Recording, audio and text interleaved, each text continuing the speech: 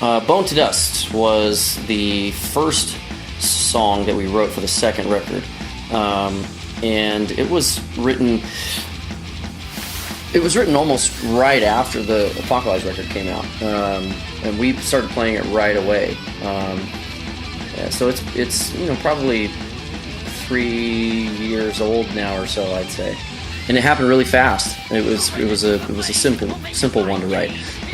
We took basically I wrote like half the song, and then kind of brought it over to the band, kind of showed them what for it, and Greg just kind of like took it and ran with it and finished it out.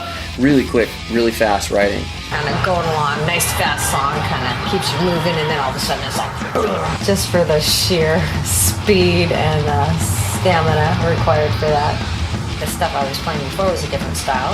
It was heavy, but not that heavy. Not the speed element, the kind of punk influence was not there. So it has like a whole different groove going on in the middle of it too, with that, with the ash to ash, earth to whatever. So. One of the things that we do live is we were calling it the Heavy Justice Prayer, and on the church they had these. Like 4 or 5 like different chapters and verse that they were gonna, talk about in that congregation that day. They were all about the raising of the dead. The key to it was finding really interesting voices, and I decided that I would try to find the congregation as like this group of eclectic voices, and so I used Bradley Baker, who was my vocal teacher. During those days, people will seek death, but will not find it. We used my girlfriend Brielle, because she has kind of a higher pitch. And the tombs broke open. The bodies of many holy people who had died were raised to life. And then we used Adam Corcoran, our original drummer, who was also on the first record. He did the voice for the I'm Home intro. Hi, Adam. Hello, Neil.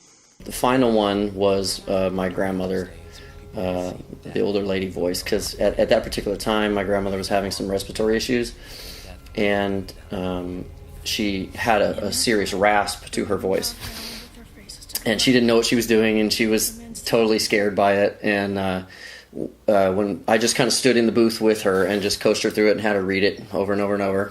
In their fright, the women bowed down with their faces to the ground, but the men said to them, "Why do you look for living among the dead?"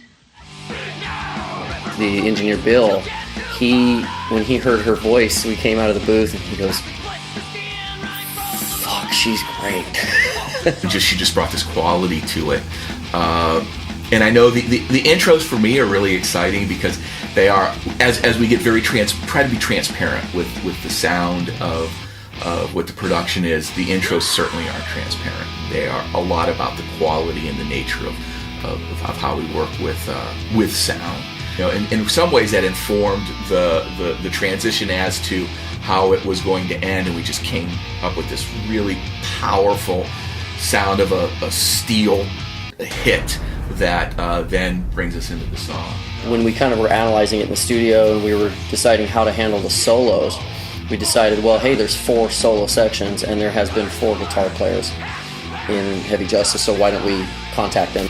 There's such an expanse of development in our Heavy Justice clan, our family, that having that track, bringing everybody in to solo, splitting that solo up, it just made so much sense to me.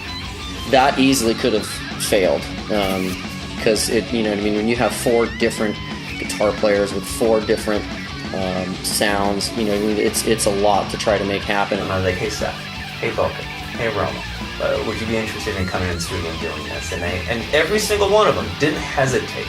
Within a short amount of time, every single one of them said, absolutely, that sounds like fun. And what ended up working really well was that all their sounds and their tones and the way that they designed them, particularly in the back half where there's 3 of them right in a row, they just flow one right to another. They all fit, and I think that goes a lot to kind of the aesthetic of all of these people who've been in this band. It's how many people have been a part of that song's development up until its release and the music video that came of it. that's what makes Bone to Dust special. You know, it was exciting to bring the family in to do that kind of thing. You know, I'm really pleased with how Bone to Dust turned out.